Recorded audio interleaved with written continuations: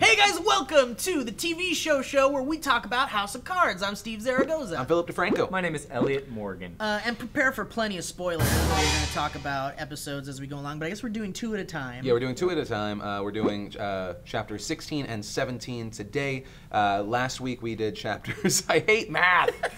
We did chapters 14 and 15. Yeah, and the reason we're doing it 2 episodes is because it's physically impossible to only watch 1 episode at a time. And we don't want you to have to like binge watch like I did. I finished it. I did 10 episodes yesterday. Holy shit, really? I've never done that in my life. I had to get up in the middle of it and take a walk. Yeah, and the feeling is like, because it's about 2 hours every 2 episodes, it's like watching 1 movie a week. So that's what we're doing. If you haven't seen the previous episode, make sure to go there first so you understand which of us are on Underwood's side and have thoughts and opinions, and other people that are jerks. Yeah, exactly. And if for some reason you're here and you haven't seen the show and you're like, what's House of Cards? You can go to netflix.com/SourceFed and get a whole month of streaming stuff, and you can watch the show. Both seasons are up right now. And if you have 1 month of free streaming, guys, that's enough time to watch both seasons. It should be. Actually, interesting fact, Breaking Bad is now all of it. Oh, no way. They put the beginning to second end. half of the last season? That's a different spoiler. That's a different spoiler show. I know. Yeah. Oh. But, so let's start with chapter 16. Okay, yeah. Right? It opened up with, you were talking about that quote right before we started. Yeah. Actually, I have it here because I can't commit it to memory. It's really insane. There are vice presidents who are matadors and those who are floor mats. Yeah, which do you think I intend to be? As he's doodling. As he's doodling, he's drawing a pretty cool bull there. It's very detailed. Did you blank for a second what a bull was well, called? no, I was like, cool bull. Cow horns. But yeah, he's sitting there, and then it's a very interesting opening scene because he says that Underwood's always calculating, but this episode's also one of the first ones that we already know that the other guy that's been talking to the president, Tusk, is going to be like Tusk. his like nemesis in some way, and we learn that he's been lying. He says one thing to Frank, and then he says another to the president. So he's been doing what Frank's been doing for longer. You see sort of, I mean, in keeping true with the title that is House of Cards, you see sort of the result of what happened last season, which was Frank Underwood kind of doing this weird, like, mutually beneficial partnership with Raymond Tusk, and then you see in this first episode that they're now setting up, like, all right, this is going to go south real quick. I love how I never really thought about the title. Like, it wasn't until the other day where I was like, Sarah, things have to go crazy. Like, there's no way this is going to end the way it is, and it's got to end badly for everybody. And Sarah's like, that's why it's called House of Cards. I said that to Tiffany yesterday. I was like, it seems like they're setting things up in a way that just everything could just crumble, not unlike a House of Cards. I think the biggest potential thing to bring down the whole House of Cards is the prostitute, which Doug is a huge fan of. Yeah, and I mean, the fact that she's still alive from the stuff that happened last season to now, it just seems like it's kind of a commentary on what Doug's up to. Like, Doug definitely has something going on for her, it seems. Yeah, it's a very Stockholm Syndrome type of relationship that they seem to have going on, except the opposite. Yeah, like, it's not the captor, it's not the captee. It's not what it is normally. The captain. You mean it's just a regular captor It's just a regular situation? Yeah. It's just a regular kidnapping thing. Oh, okay. And speaking of Rachel, the prostitute girl, she's working at some kind of telemarketing place also. Which they kind of explore for a second, Rachel trying to contact her mom, which doesn't normally happen. I guess, she's estranged or whatever. And she, like, tries contacting him for a second, and then somebody comes over her shoulder, and she, like, hangs up real fast, and it's all sad. But then she meets a friend on a bus on the way home, who taps her on the shoulder and is like, yo, I'm your friend and I'm friendly. Also Jesus. And that's Jesus. that was it right there. She's like, you should come to my church sometime. And I was like, there it is. People don't just out of the blue talk to someone on the bus. Unless they're going to kill them. But she was being nice. But she had a motive. She was like, come to my church. And she was like, damn it, that's what it was. Yeah. I think it was this. I think the reason they show her reaching out to her mom is her, like, not necessarily wanting to have given up her life at this point, right? Really? And she's going along with it, and then all of a sudden this girl talks to her, and she's like, "Oh my God, a person!" Yeah, like, yay, There's outside life, some sort of human connection, and then on the note of connection, nice little segue. Hacking gets introduced a lot in this, especially with the introduction of this hacker guy. So with the hacker, like I love where they're going with the hacker stuff this season. Like I love it. It's so cool. It's got this like anonymous type like pirate thing going on, and the stuff with him like messing with it at work, and then all the porn shows up, and he's like, oh shit, and he's like, he called the guy over to come fix it, and he's like, which like, yeah, he does, and it's like, just invite him over to help. Yeah, like, exactly. Clearly, exactly. It's not like you're like, oh, you were looking at 8,000 tabs of porn. Here's the deal, right? I think if you're working IT and some guy's like, I don't know how all this porn came onto my screen, they're like, you probably went to the wrong site of porn, and then more porn happened. Or you're hacking into the government, basically. Like that's what. But I do like that. That's how he comes in. He's like, oh, here's a. And also just the animations of a computer being hacked. It's like a TV. Yeah. It's like. And I'm like, what the fuck Oh yeah, is it's like happening? glitching and stuff. Like yeah, he's like slowly hacking through the Matrix, and that's how it happens. And well, I've always loved how movies and TV deal with like things being hacked, because it's always either really funny and stupid, or it's always like, wait a minute, that doesn't seem right. Because you're right, there's always like some sort of glitchy thing happening, or like. But yeah, so he gets messaged, and it's like, hey, after 8,000 pictures of porn, here's a generic chat box, and you're like, okay. And he's talking to him. Then he goes to the cafe. He does that fingerprint thing. Yeah, with the well, iPad. somebody delivers him an iPad. Well, that's just a courier. Right, and then Which all us illegal people know that you use a courier. Yeah, exactly, and it's not. Illegal people. It's not. That's suspicious. how much of a fucking villain I am.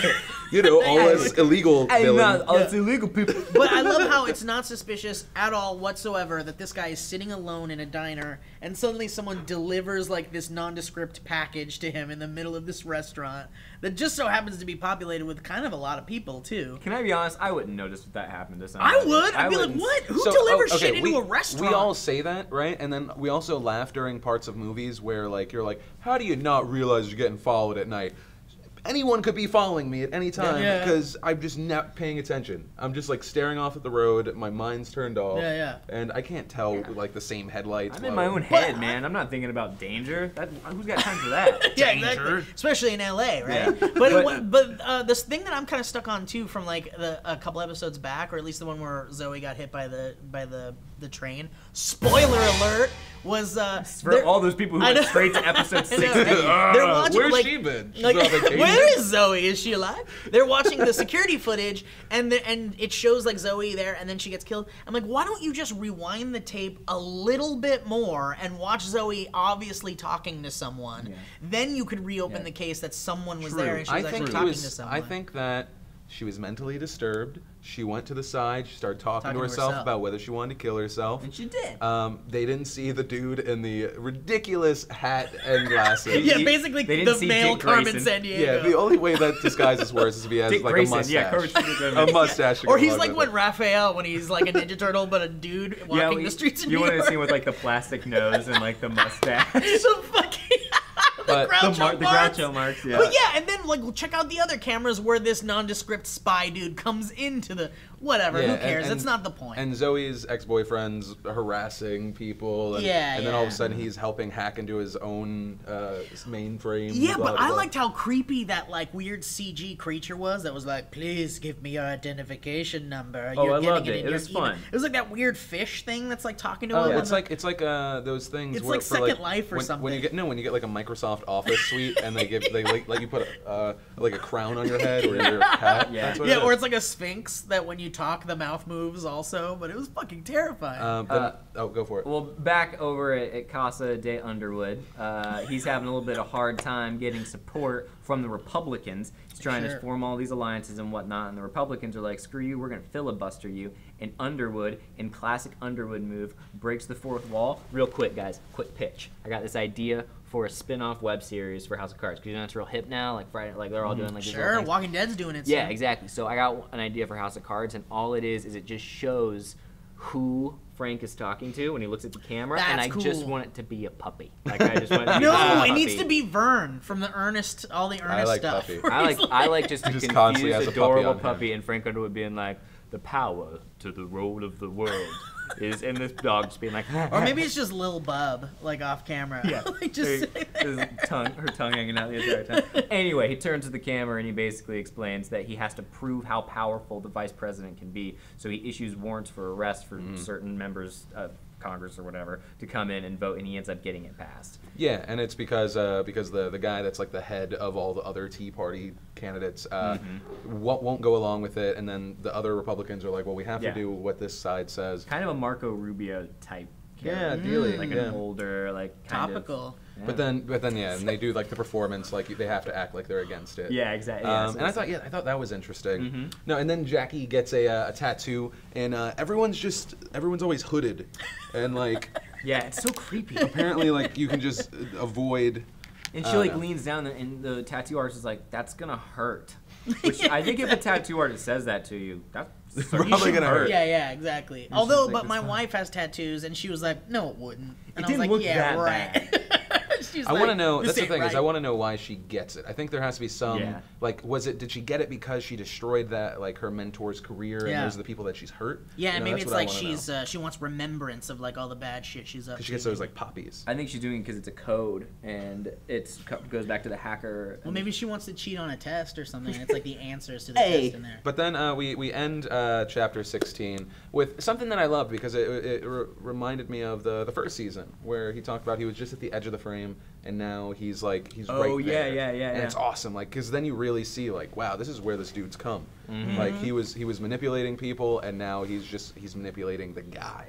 Yeah. Although you know what else happens in this episode is the chick from the cabin in the woods is possibly like maybe having an affair with the president because the president's wife is all, this girl is like kind of close, and Frank's wife was saying that she likes to cheat with like people who have husbands. That's so planting that seed. Don't believe that. I know, and it's totally but like the you don't soap believe opera it? type shit too. Because it's so no one cares enough about the president. Here's the deal, right? If all of a sudden Lindsay found out that whoever I had as like my assistant or something had like banged her last boss, you'd be damn sure Lindsay would be like, no, no. Yeah, it's true. It's an easy target. It's an easy way to kind of like plant the seed. I don't think it's someone to, implausible. I just don't think that's happening. You know what I mean? Like I think it's perfectly logical for her to be upset and be like, no, that chick's got to go.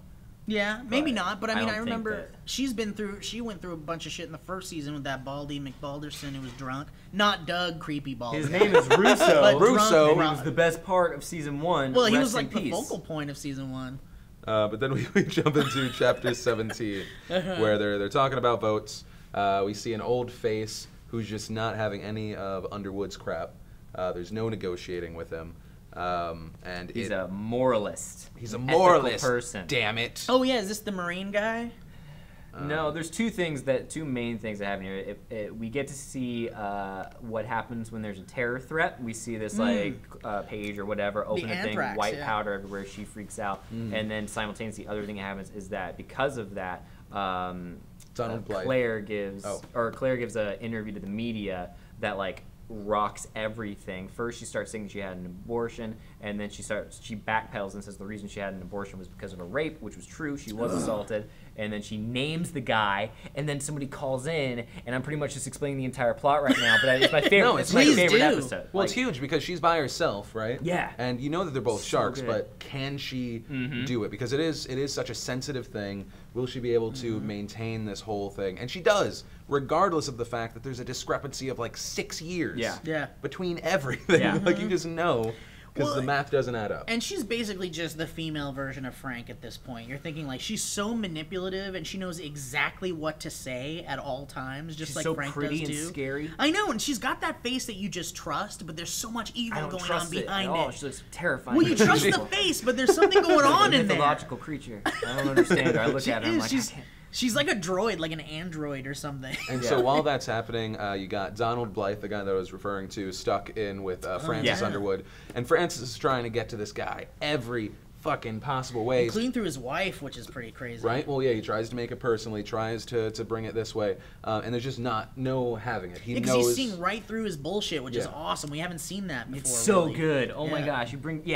Trying to play to his heart and everything, Yeah. and trying to kind of bribe him with like getting more Alzheimer's funding pushed through. Oh, it's so Yeah, good. but then he's like, I see right through this, Frank. Yeah. I know what you're doing. And it's like, Even- oh, cool, someone's fighting Frank and it's working. And it's even after they've had a little bit to drink. Like, they're locked in this Yeah. room together, and then they're pouring whiskey, and it's like, let's relax, we're old pals. But- and then even when this guy is, like, intoxicated, he's still like, Nope. you should be ashamed of yourself, you're disgusting. Yeah, but then, like, in almost like a perfectly calculated way, it was almost as if Frank and his wife were, like, talking to each other via telepathy.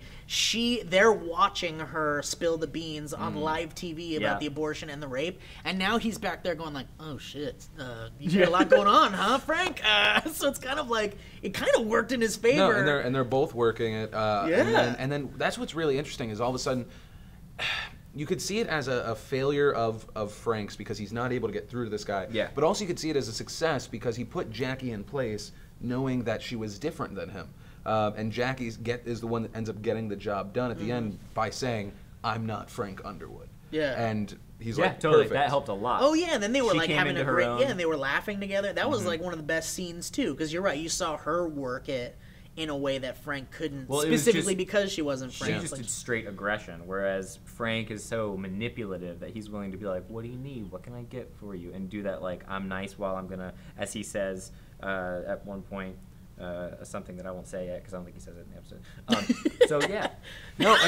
But there's also the scene before she goes to Blythe where there was like two guys. They're like, we need to get these 2 votes. Yeah. And you got Remy that's like, no, you got to give them something that they want. And then she goes over and you think that she's gonna, and then she's essentially like, go fuck yourself. Yep. You disgusting piece of Oh, shit. yeah, that's right, And then that's she right. walks away just knowing that she has those 2. Yeah. She walked away and she was like, okay, 2 down, 4 to go, or something like that. And Yeah, as yeah. she was walking away, she's like, you don't know that they're going to. Yeah, I know. I'm like, you must be really confident Yeah. because I got a That's whole different read. and it's also fun to kind of see like maybe behind the scenes what it's like to be stuck in the White House for an entire day because of an anthrax scare and how serious it is and how like they can't even talk to the people they love on the phone and they had to like pull all these strings to get like a radio transmitter up to the door for the guy to talk to his wife and like Oh, you feel bad for Blythe too You because his really wife do. doesn't know who the hell he is, and then she's like running into the other room. yeah, and there's like a guy there watching her and making sure she's okay and like she That's won't so- respond unless yeah. it's me talking or something but And then she still, like, devolved. Oh, God. yeah, but it's Yeah. like it's so funny throughout the whole episode how like they're literally just stuck in the White House all day because of this like powder that showed up that ended up just being like baking soda or something. Or wasn't it like It was like mixed with stuff, and that's why they got like a false read, and they were stuck there all day. yeah. Oh, and then of course it's the worst thing we could possibly end on for this episode, but we see the hacker with guinea pig and all, Yep. and like Where have hacker I seen TV that setup. guy? Yeah, you've seen him in Other Lost. things. He plays. He wasn't in Lost. No, he just looks like. You what's his son of name? a! Did you think it was you're talking about like Ben Linus. I think he looks Oh like my a God. he's like a younger- young Ben He looks like a Linus. younger, slightly less creepy Ben Linus. Yeah, but we meet the hacker and it's kind of creepy because you're like, is this guy like legit? Is he working for the government? And especially with all that the talks happening earlier about Doug being like, get this hacker guy by any means necessary. And then you see Lucas go in there and he's basically filming him and forcing him to say things on camera.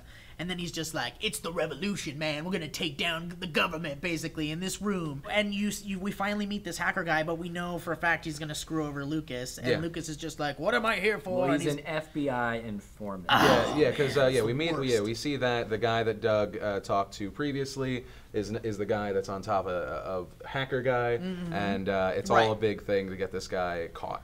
That's it. It's just so because if you don't want to kill someone that's been like running around going like aliens are real, and then that guy gets killed, and everyone's like aliens are probably real.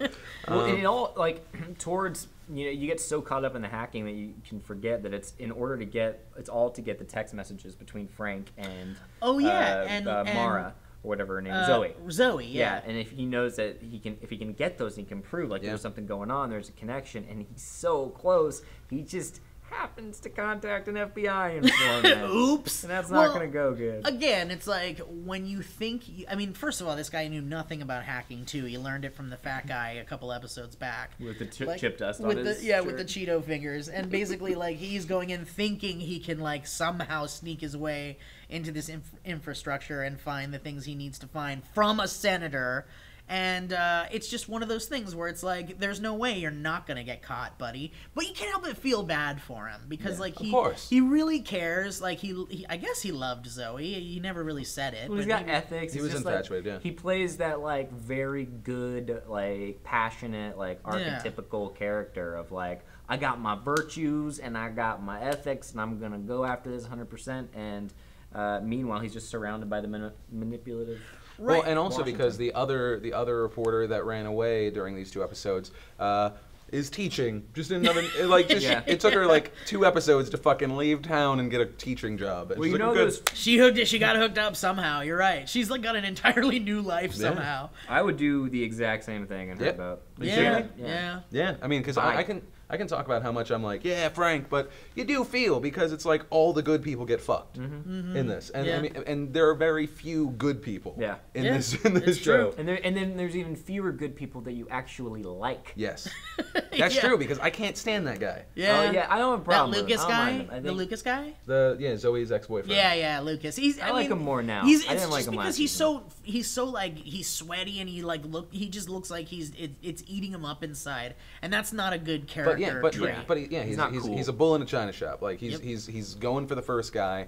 Like he's just doing everything the wrong way because he's dealing with people that are smarter, more patient, and far more ruthless than him. Well, and by the way, all he really needs to do is go to Zoe's computer where she obviously backed up the text messages and contacts on her computer, especially if she was using a Mac. It just automatically happened, and all he would have to do is go to Zoe's computer and find that shit. Zoe's like all deleting that shit. No, hey, Subway, Frank don't use iMessages.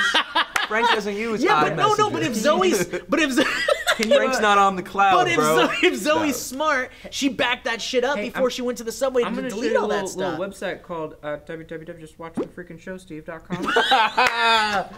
Yeah. Can we register that domain? Hey, wait a second. There's one thing that bothers me. The spaghetti is soft in this one, but it's hard in this one. What does that mean? How did the iPad camera read his fingerprint, bro? That technology doesn't exist. Damn you, Steve. I'm telling you, it doesn't exist. Whatever. So, we'd love to know what you thought about these 2 episodes. Does the hacker guy? I think I would like to know. Does the hacker guy bother you, or are you intrigued by him? Because he's cool. He's a blue hair stripe away from being every cliche of hacker. But he's not. Or like having a USB that he fucking plugs into his wrist. But more importantly, he's like the only protagonist right now, pretty much, in the show. He's the only one like fighting the evil. So. And if you guys want to get caught up again on House of Cards or any of the shows that we've covered on TV Show, go to netflix.com/SourceFed for a month of free streaming. Don't forget to like and subscribe and click these annotations. My name is Elliott Morgan. I'm Philip DeFranco. I'm Steve Zaragoza. I like that you guys, at the end of every video, you go, like, you black out, and you're like, annotation. Yeah. It's like we go into straight robot mode. And then, mode. like, sometimes we try to spice it up, and like, that happens, where it's like, go to youtube.com/Netflix. Dang it. Damn it. You can't get any streaming on that. Morgan.com/Doritos. Wait, what? No.